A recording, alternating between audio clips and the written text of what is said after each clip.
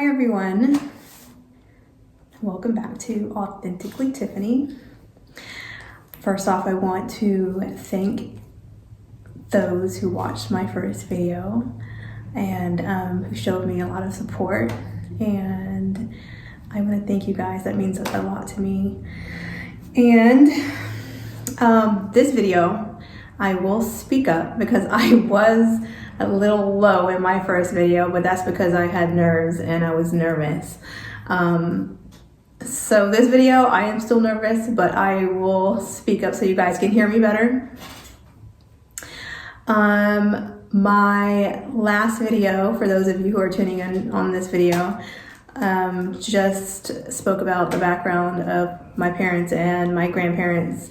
So it'll lay the foundation of, where I come from and what I was brought up in. So again, thank you guys for showing me love and support on my first video. This video is going to be, of course, it's going to be short and sweet again. These videos that I take time to do out every week, again, are just a process of my healing that I decided to do. So I have a notepad, so those of you who see me looking down, I have notes that I have jotted down because I did start journaling. I never really used to journal. I do write, but as far as journaling my life, I've never really done. So I started to do that recently, and a lot has come out on paper. So I have some notes here that I'll be looking down and kind of going back to, just to make sure I haven't left anything out and I said everything that I wanted to say in this video. So to start this video off, I'm going to be speaking about my childhood in this video. I'm not going to be going into depth of everything. I'm going to give bits and pieces here, and excuse me if I get very emotional. I tend to speak with a lot of passion, and when I do, it may seem like I am like mad or angry, and of course I may be, but I'm not. I'm just really speaking with my heart, my emotion, and how I really was probably feeling then. I'm a very vivid storyteller. So when I tell a story or when I'm speaking to anyone, I really do get into, not character, but I make sure I get all of the emotions across that you need to feel of how that situation may have been for me in that, at that time. So don't make fun of me. That's just how I am and how I speak. So start this video off, piggybacking off of the last video where I stopped off at. My mother and father married very young. My father was 16 years old when he married my mother. My mother was 19. So of course that's a little questionable. If the tables were turned and it was a 16-year-old girl getting married to a 19-year-old boy, how it shouldn't be different emotions, but in this day and age, it just is that way. When we see a little girl and then a boy, we're upset about it, right? We would still be upset if it was a boy and an older girl in this case, but society has made it to be like, oh, it doesn't matter because it's a boy, but of course, looking at it that way, it was very that was very crazy to see. I mean, crazy to hear as well, to find out your father was 16-year-old when he married your mother. So The questions come to mind, of course. What 16-year-old boy is thinking about marriage? Two things, of course. If you watched my previous video and you saw the background of my father, you would automatically know that it doesn't come as such of a shock or surprise. Either, he's trying to escape his situation and or pregnancy, right? So in this case, I'm just going to assume it was both, all in all. So my mother and father, they married very young. Of course, it was both, because my mother was pregnant with myself and my sister. I am a twin, so my mom was pregnant with both of us, and my mom and dad had us very young, And then once she had my sister and I, my little sister came into the picture. Not even a year or so later, and so my father had 3 children by the age of 17 years old, and my mom was 20, 21. So right off the bat, that's, you think and you look at that and you hear that and it's kind of it's stressful. It's stressful for us with just one child, right? So they have 3. So that whole situation just made it very, very stressful for them, probably, as young kids, because, they're not adults, mentally speaking. Of course, they had to grow up really fast to have children, and to have a family that young of age. You have to grow up. So my father worked a lot. I remember him working. He had about 3 jobs, growing up. My dad always worked. He always had a job, and he was never, he was always going, just to provide and to put food over the table and to, take care of us all. My mom and dad eventually moved to Texas, and their immediate family had moved to Texas as well, their mom, dad, and siblings. And I grew up in Houston, Texas, on the south side of Houston, in Alief. And it wasn't until my teenage years, 15 or so, until I moved to Missouri City. I look back on my childhood. It's not like I don't know how to get the point across, or like the saying. Maybe how some of you guys, if you're watching and you don't kind of resonate with how I grew up in my childhood, how some people look back on their childhood and they have these happy and loving memories, and they have this feeling of nostalgia, of home and wanting to go back home. I don't have any of those things. I'm gonna be very honest. Thinking back on my childhood, it wasn't like loving. There was no feeling or loving feeling like that. It's not something I'd ever want to go back to. It's when I look back on my childhood, it's more hardship and sadness and pain. There were happy moments in my childhood. I can pick out some happy moments that I can go back to, and I'm gonna be honest, most of those moments in early childhood was with my father. It wasn't with my mother at all. I always thought that was kind of weird. I wouldn't voice that a lot around my friends, or to my friends a lot, because they always had, happy families, and they always came from families that were actually a family, and they had those feelings as families. When I would go and spend time with my friend at my friend's house, it was nothing that I've experienced in my own home. So I would be afraid to really express how I felt, or when they would talk about family or and their feelings toward their parents, or like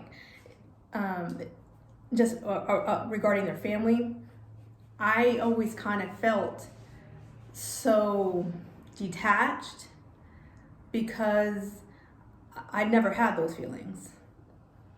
Like, I don't have those feelings. And this is why I'm doing these videos and why I'm speaking this, because I've never spoke it. I don't have feelings of like love for family. I don't even know how that would even feel.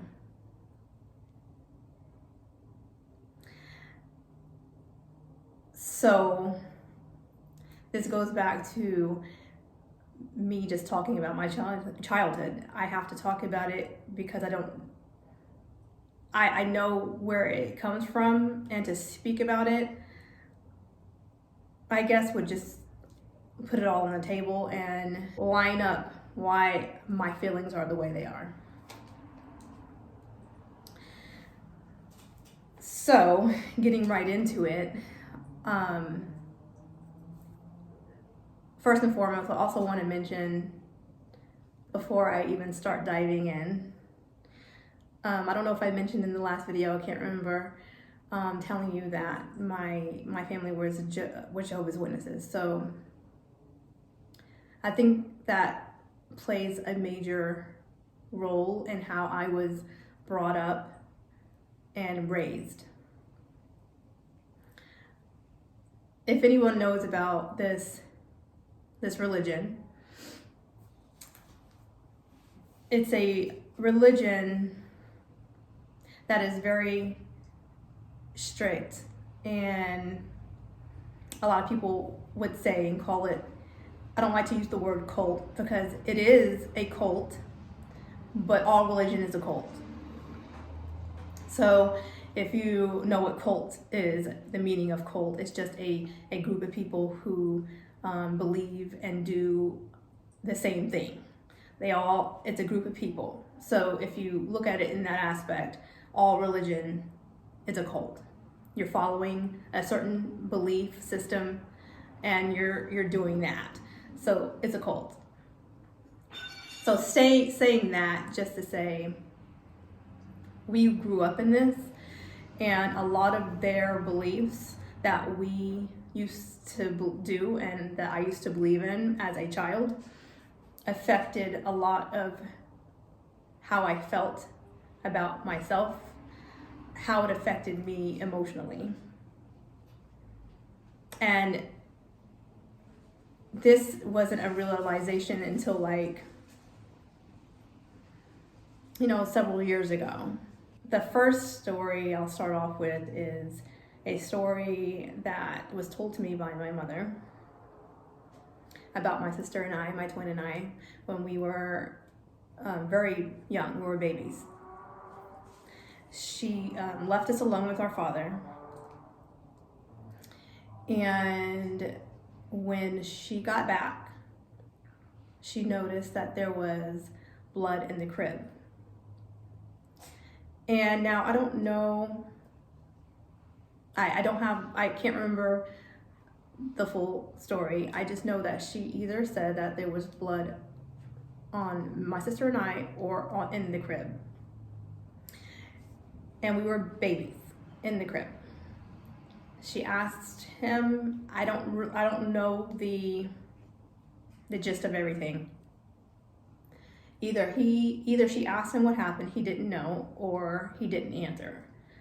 Either way it went, she never got an answer of why there was blood on us and in the crib.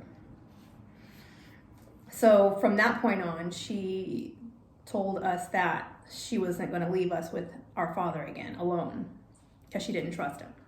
Growing up as a child, I look back, when she did tell me that story, I did look back and kind of thought, oh yeah, I was never left alone with my father. that I can remember. I don't think I don't remember him watching my sisters and I alone. My mom was always there, or we either went with our mother somewhere if she left the house. My mother was, I'm not going to say was, she is a yeller and a screamer. So the stories that I'm going to tell you guys is not far-fetched from a lot of probably the way you guys came up as well, you know, with households where when you're disciplined, it's a lot of screaming or yelling. Unless I'm wrong and it's just my household. But we were raised with a lot of screaming and yelling. It was never disciplining with talks and really just, you know, communication. We grew up with yelling, screaming, and beatings. I'm just going to be very honest. And like I said, this is stuff that I know other people have experienced in their life. I am just being the one to voice it in my family. I'm going to be the one to voice it and to speak it. So the spankings and the beatings that we had growing up mostly came from my mother. My father would on occasion hit us, but most of it came from my mother. I remember being very young, very little, and you know, little kids like to wake up before the crack of freaking dawn, and so that's when my sisters and I would wake up and go play. So I remember waking up and playing with my sisters, and whenever we got loud, of course, little kids, they get loud. So whenever we got loud, my mother would come in and she would beat us. Like, she would literally whoop us. And I remember my uncle and my aunt had lived with us for some time. My mom's brother and his wife lived with us for some time, and we did this while they were there. And I remember my uncle telling us these stories as an adult age. He would tell us, man, I remember your mom used to beat y'all like crazy whenever y'all wake up in the mornings, and when I was there, and she would beat y'all in the mornings, first thing in the morning, like 6 something in the morning, 7 something in the morning, when y'all would wake up.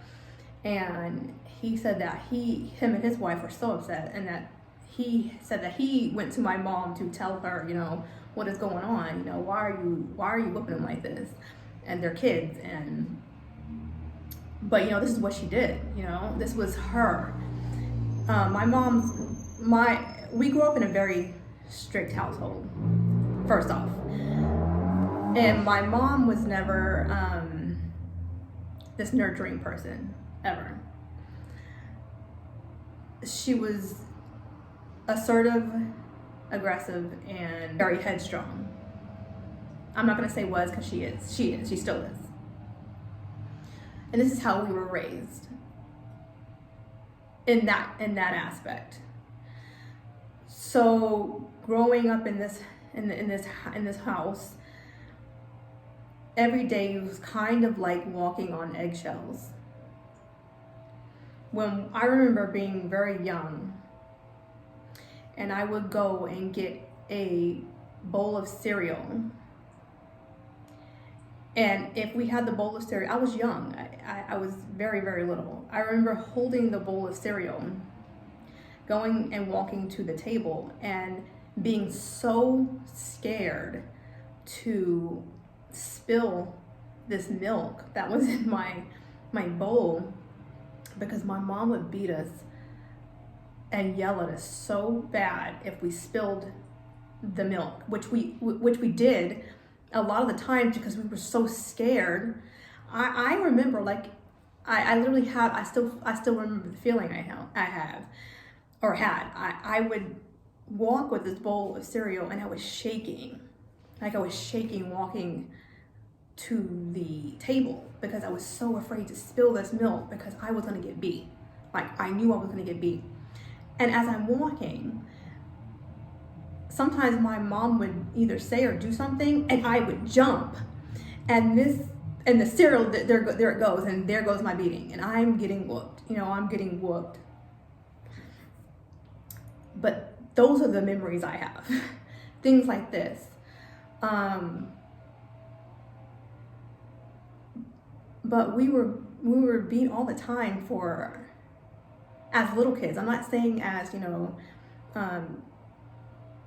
middle school, high school ages. I'm talking about little kids. We were beat all the time to where it was to the point to where we would flinch when she would say or do something.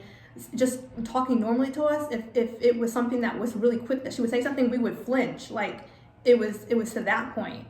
And I remember her laughing at one point because I did do that, and she was like, "You thought I was gonna hit you?" But this is how we were as little kids growing up. I remember getting beat so bad. I would go to school black and blue. Like, my arms and my legs were bruised from the belt. And we would get whooped so bad that we would be bleeding. So it would scab up. So I had, and we're in Texas at this point, and I remember going to school and it was hot one day, but I couldn't show my arms or my legs because they were bruised up, like, very badly. And so I had to wear jeans and I had to wear long sleeves. I remember being in school and I must have sat a certain way or did something to where another kid saw it, and she asked me. She was like, "Whoa, what happened to you?" And I didn't know what she was talking about until I saw that my leg or something was showing, and I had to come up with an excuse, a real excuse of what happened. I don't know. I gave up some lie. Fell or did something. But that's how bad it would be. And it wasn't just me, of course it was my sister. So we would go to school covered in these bruises and we would have to cover up. I think back and, being a parent myself, you think now, just think, you have your child that upsets you. And in that moment, how we were raised, we want to do the same thing, right? But to be in that headspace, that mentality to hit or want to beat or spank someone, you would do it right off the bat, right then and there.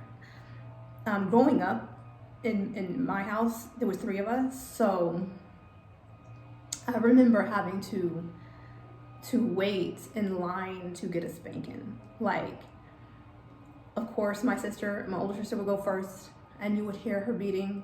And this is not like a spanking. This is not a hit. These are beatings with, like, the belt. And my father hit very hard, and my mom did too, of course, with the bruises and the bleeding.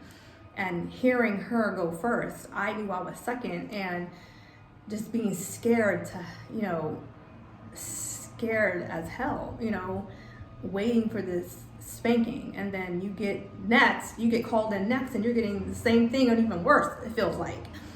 And then the third one, and I think back and I'm like, how does somebody give a spanking or beating to a child one after another like that? I don't get that concept, because, like, when you're spanking one person, usually you're done and that feeling of emotion goes away. But to keep doing it repetitively to the next one, come in, your turn, come in, your turn. I don't even comprehend that. And that's how we grew up in our house. So to do anything in my house against, your parents. Like I said, we grew up in a very strict household, being number one Jehovah's Witnesses, so it was very strict. Any little thing we got in trouble for, like if it was either fighting with each other, yelling at each other, or doing something that my parents didn't like, we got beat. But it was a household full of that, and it was to the point to where, as we were getting older and growing up, we didn't want to be home. We grew up walking on eggshells, literally, and just being yelled at. And of course, some of these other stories I'll tell you about that a lot of us laugh about sometimes, when you see memes going around on social media, or even comedy videos of Black parents yelling at their children doing homework and stuff. We all grew up with that. In our household, it was like, I'm just gonna be very honest, it was growing up in school and early elementary school, and it was hell. It was, because my sister and I, my twin and I, we were okay. We were average kids in school. We didn't make straight A's, A, B, and C's, and my little sister, she was the straight A. She was the good grades. But my sister, my twin, and I, we made average grades, and even when we made some bad grades, we were so afraid to tell our parents. Like, we were so afraid. Not so much my dad. My dad wouldn't care. It was my mom. My mom would just go berserk. She would yell at us and spank us and beat us, and for stuff like that. Growing up, having to do homework that we didn't understand, and have her know that, it was a scary experience. Like, one instance, I remember my sister was doing homework, and my mom was helping her, and this homework had to do with telling time. And she couldn't tell time, and my mom, I just remember going downstairs. We had a 2-story, and I went downstairs, and my mom was screaming at my sister, like screaming for her to get this homework right. And then she started beating her and slapping her, and just getting the belt and just whooping her. And I mean, it was to the point to where she we had long hair. When we were growing up, our hair was like down to our butt, so it was like we had very long hair. So my mom, when I walked downstairs, the memory that I have of that day, I walked downstairs and my mom had grabbed my sister by her hair, and she yanked her off the chair, and my sister was screaming and crying, and all I remember is my mom, dragging her by her hair and just beating her. And I remember being so scared because I didn't really know how to tell time either. I didn't get the concept. So I ran to my little sister, because she knew it. And I said, how do you tell time? How do you tell time? And my sister was like, what do you mean? What are you talking about? I'm like, Mom is like, she's beating my older sister for it. So my little sister gave me the rundown of how to tell time in like less than 10 minutes. And I'm over here trying to get the concept. So just in case my mom comes and asks me what time it was, I knew exactly what time it was, so I wouldn't have to get beat. This is how she would act when we didn't comprehend or understand something in school. So we were so on edge all the time, trying to make sure we got it right, and or if we got bad grades, we wouldn't bring it home. We would hide it, or we would try and change the grade. That's how bad it was. I grew up and I hated peas. I hated the vegetable peas, the green peas. I still do to this day. I can't stand it. The smell of it, the taste of it just makes me nauseous. And she was cooking that one day, and when I got in front of the plate, I already knew I wasn't gonna be able to eat the peas. So I said I didn't want the peas. I didn't want to eat the peas. And she was like, you better eat the peas. You're not getting up from the table until you eat the peas. And so, of course, I'm eating everything else, and I'm trying to stomach the thought of picking up these peas and putting it in my mouth, and I just couldn't. So I remember my father sitting at the table, and I remember him telling her she's not gonna eat the peas. And she was like, my mom was like, she's gonna eat these peas. And I remember crying, I was crying, and I didn't want to eat the peas. And my mom was like, you're not gonna get up from this table, you're gonna sit here all night if you don't eat the peas. So she's screaming at me at this point. So I decided to take a bite, just take a little bite of the peas. So I pick up the peas and I put the peas in my mouth, and lo and behold, I just vomit. I just vomit everywhere. I vomit all in my plate. I'm just throwing up. There's a plate of vomit I'm sitting in front of, and my father is just like looking, like shaking his head, like she just threw up. So my mom walks over and she says she's gonna eat her throw up. She's gonna eat her vomit. She told me to pick it up and eat it. And I was crying, and I was like, I just could not eat it. So I sat there for the longest time. Like everybody was done eating. And then finally she gave up because she knew I wasn't gonna eat it. I'm just sitting here like I'm gonna be sitting here all night. She finally took the plate and told me to go upstairs. I will never forget that. That was like ingrained in my head. Like I can't even, that was like burned in my in my brain. I'll never forget that.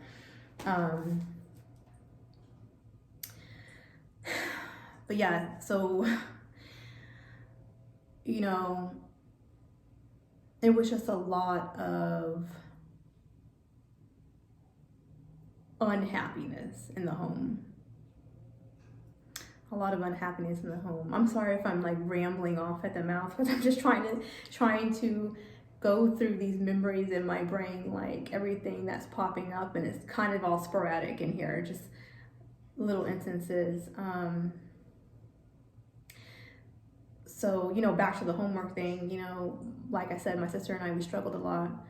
And I think now that I look back, we struggled a lot because of the way we were learning at home. We struggled a lot because we had a lot of fear. Now that I'm thinking about it, it's just not coming out. We didn't get a lot, or we didn't comprehend a lot of what we were doing because we were so focused on the fear of not being able to get it. If we weren't able to understand it, what were the repercussions? And this is what we were so scared of. So an example is, you know, my sister and I, we love to read. To this day, I love books. Every book you can give to me, I'm gonna read. My little sister, she started reading at like 3. She was like reading. My sister and I, we started to read, you know, around 4 or 5 when we got into kindergarten. But, you know, as we're learning to read, the same things would happen.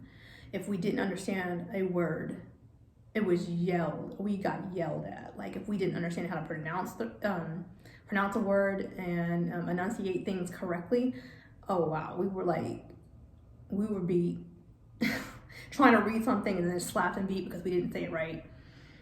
So it was to the point to where my sister and I started to focus on reading the words, trying to enunciate and pronounce everything right, to the point to where we weren't comprehending, we were only reading the words to make sure we said it right. So by the time we started reading like very, very good, we weren't comprehending it. So then that was another aspect. We would read it and then my mom was like, tell me what does it mean? And then we didn't understand, then we were yelled at then and called, stupid, you're stupid, yelled at, you're stupid, you're this and you're that, and you're that. So going through school, we struggled a lot in the comprehension aspect. We would read it, but we wouldn't understand what we were reading because we were so focused on trying to read it correctly, So let's just say the homework aspect in our household, we hated it because we would always get beat for it if we didn't understand something. those little memories. Now that it comes back, that's why I kind of like doing these videos, because now it's making me think as I go back and think that's why we struggled a lot. Because of the emotional and the mental stuff that was going on at home and physical.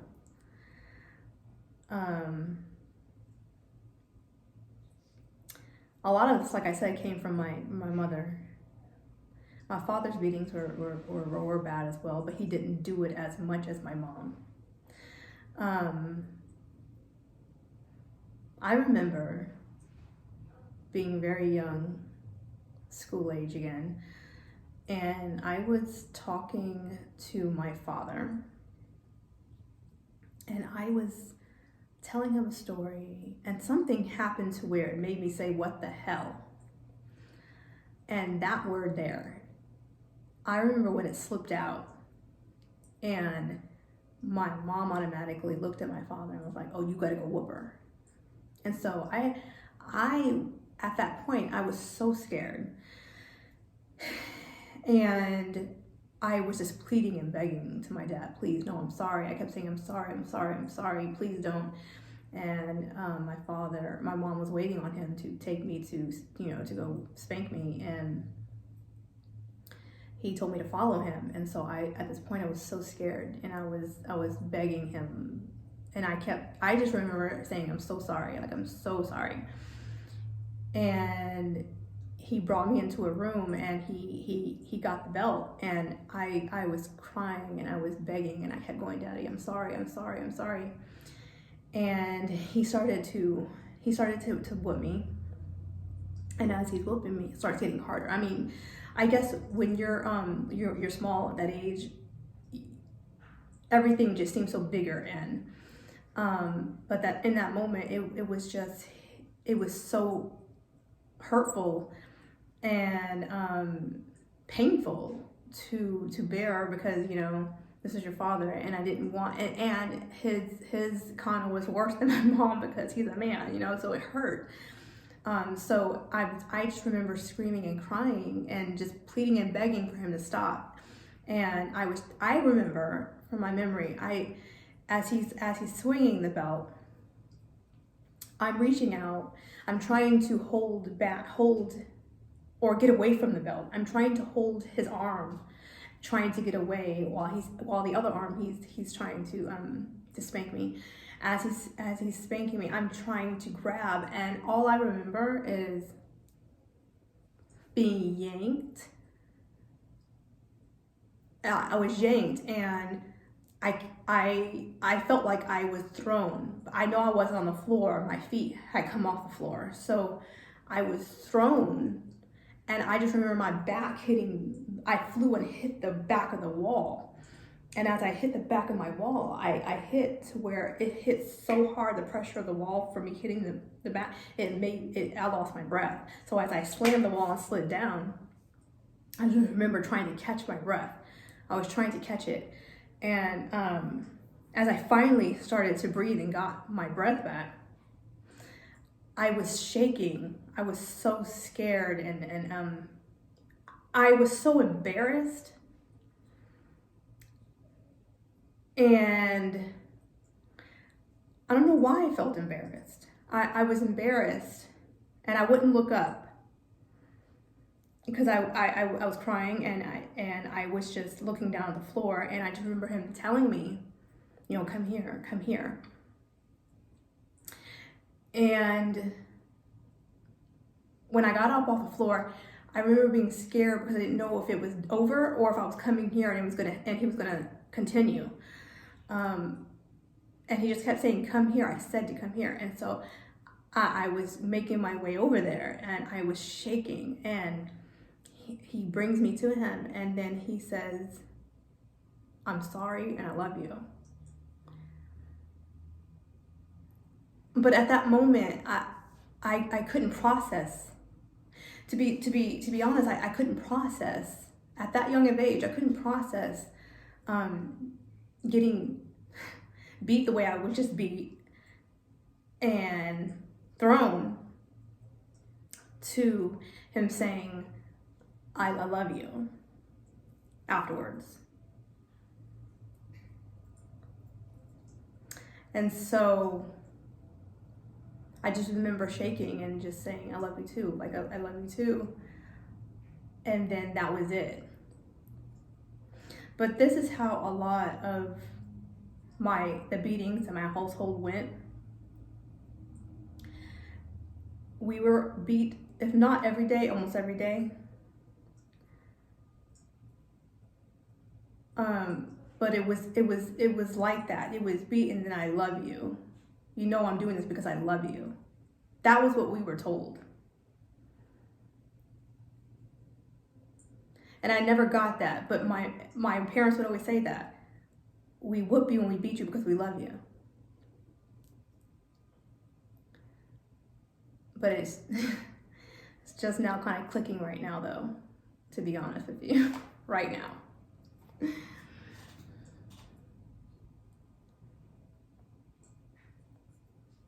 That this is where I get my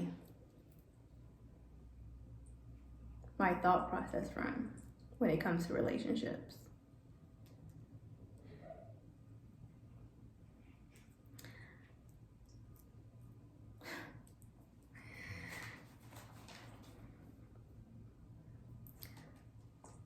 So, I'm sorry if I am stumbling right now.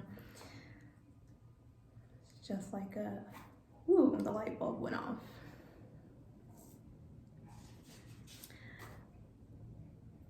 As I talk further in other videos, you'll understand why this just went off for me as I speak further on in these videos that I do. And I'm sorry, I'm getting emotional right now.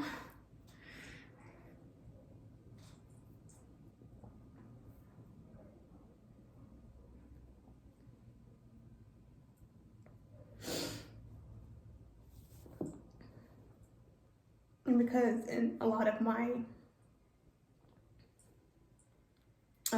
romantic relationships, this is where I get this from. I get so angry that I do get physically. I do resort to physical violence.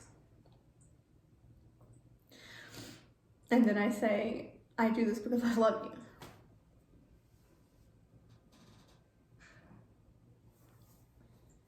And that's where I get it from.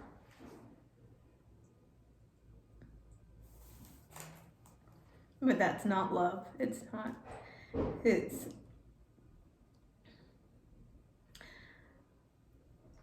physical violence and physical abuse is not love. It's lack of communication. Lack of communication. We don't have, a lot of us grow up not knowing how to communicate. And this is passed down. It's ancestral. It's passed down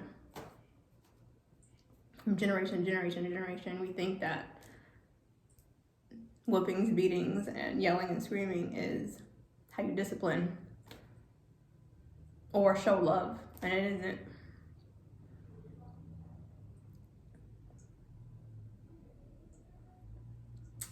So, I guess I got that on camera.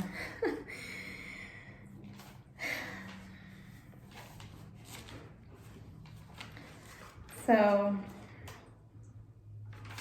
I think I'm gonna stop there.